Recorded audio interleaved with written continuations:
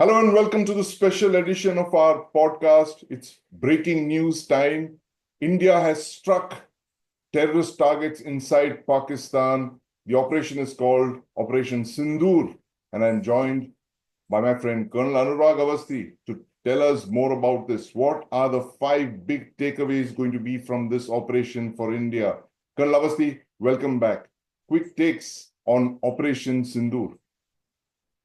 Thank you, Sandeep. I think well begun is half done. 1:44 a.m. last night. The five takeaways, as you mentioned to me, are initially the first takeaway is the intent. Right, The intent has very clearly been signified by India that in case you provoke us, the intent is very clear that you will be retaliated back in the same coin. right. The second part is that there is no damage to the civilian or the economic infrastructure. So the intent again is very clear that we are not against what you are doing insofar as your civilian and economic sphere is concerned, but we have an issue with the terrorism and you are the terror factory. Please stop it. Right. You need to stop it. The third part is it shows very clearly that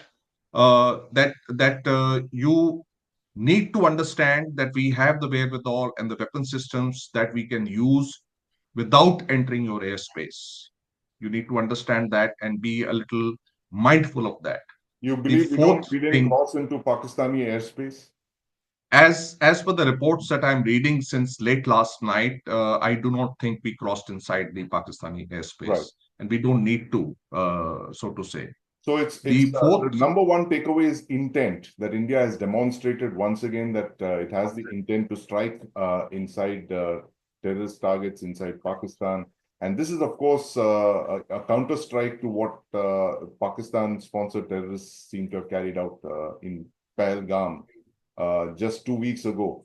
The other aspect of the attacks, Colonel Avasthi, the second takeaway, we could talk about that. The selection of targets. Intent is important. Now, the second we could go on to is the selection of targets.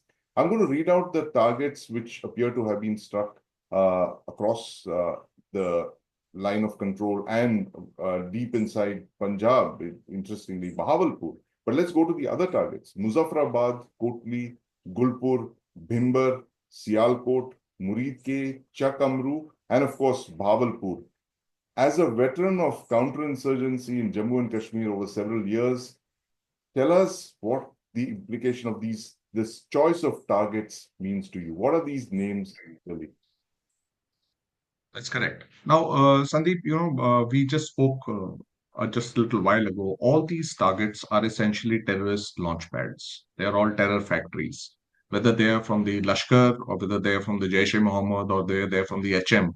But they are all terrorist factories. They're all terror pads from where these gentlemen are trained and enter the either through the line of control or the international border.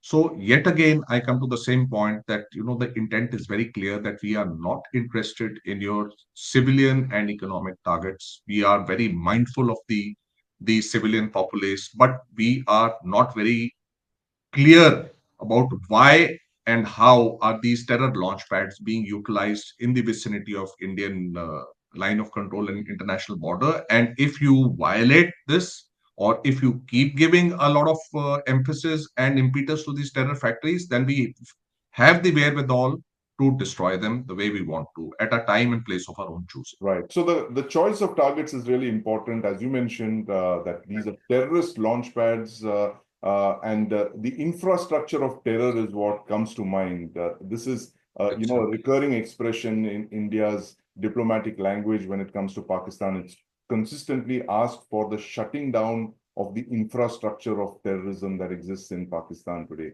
That's takeaway number two. What would be the third takeaway from these strikes? The third takeaway is that we have the wherewithal of launching what we need to launch from our own airspace, and we possess the technology and the capability of doing so. Right. And the choice of the Air Force and possibly drones. So the Air Force was used once again after Balakot 6 years later. That is also messaging of a kind, Colonel Avasthi.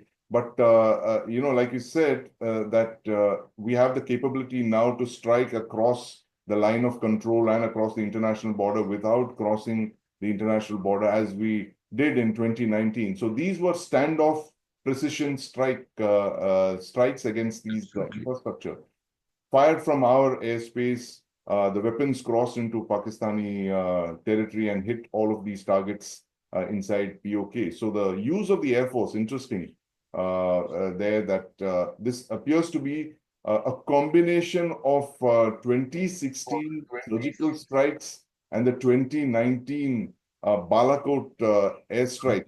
So you could call it surgical airstrikes, Colonel Avasti. What do you say to that? You could be, calling them that, but I think it's a great combination of the Air Force, and possibly there could be some loitering munitions also which could be used Right. insofar as these strikes are concerned. While the bigger picture would be clear a little later, Yes. the intent has been very clearly specified along with precision. Right. The biggest takeaway is precision. Right. That A, we know where you are and where these terrorist launch pads are, where you Right. just mentioned about the infrastructure, and B, we retain the capability to strike them by precision. Strike them by precision.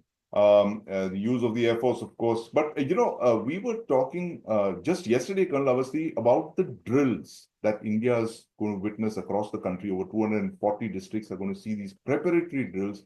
And you mentioned, of course, being the military man that you are, that you expected something would unravel, would play out in the next couple of hours. And you were spot on, I must say that I must compliment you on your far side, but that's what military training does. It prepares you for these kind of eventualities. Did you actually expect the attacks to be carried out when they did early this morning? Uh, I would tell you that as an ambivalent answer of yes and no. There was a hunch because once you establish the norms and you give the Ministry of Home Affairs gives the orders for carrying out the civil military drills, then in the intervening period, whether it is before or after, I'm sure there is something more in the offing which comes. So it could be a hunch, but I did not expect it very clearly that such things would happen. But whatever has happened, I think it's one of the best things to happen in the recent past, in which I think India has demonstrated, firstly, the prowess of its democratic process and the elected government. And secondly, it has given a very clear example of what we spoke yesterday about the nuclear bogey, Sandeep. We spoke about that small space Yes. between the conventional threshold and the nuclear threshold. So India retains the capability and the expertise to exploit that space. Right. India retains the capability and the expertise to exploit the space between under the nuclear overhang. What's the final takeaway from this, Colonel Avasti? This is, of course, a developing story. This is going to continue over the next few hours and days and weeks, possibly. But what do you see happening next? Look into the crystal ball. Put your military mind to this and tell us what we can expect to see in the next few days. What I expect seeing is a response from DGISPR, which possibly is going to be another rhetoric which would come by. There will be a massive misinformation campaign by the Pakistanis, which I feel that would come into play. If you go back to the events of the last 2 days, you would have seen the closed door meeting of the UN Security Council trying to get into a resolution. But I don't think that's likely to come because probably our friends up north would veto it. Right. They have the right to veto. So I do not think that resolution seems to be coming in. And then I would possibly, look at what is happening inside Pakistan. If you go back to the news yesterday, there have been some Pakistani soldiers killed by an IED blast in Balochistan. Right. Right. So it is imploding from inside. So I would possibly feel that Asim Munir has bitten more than he can chew. He has taken a confrontationist approach, essentially to hide his own failures with the PTI as well as Imran Khan and what have you. And I do not think there is a great public opinion in Pakistan, which augurs well with what the Pakistani army is doing. So all in all, I feel there's going to be a lot of internal turmoil as well as misinformation as well as a lot of rhetoric which is going to go in. But as good citizens of this great country, I think we should be prepared for all eventualities and all emergencies, and I think we should be as we are as we speak. Right. Be prepared for all eventualities and be prepared for all emergencies. And that is indeed what the government seems to have done by calling for these nationwide drills today. But thank you very much, Colonel Awasthi. We'll keep coming back with updates and insights onto this one as we keep tracking the progress of Operation Sindoor. Sindhu.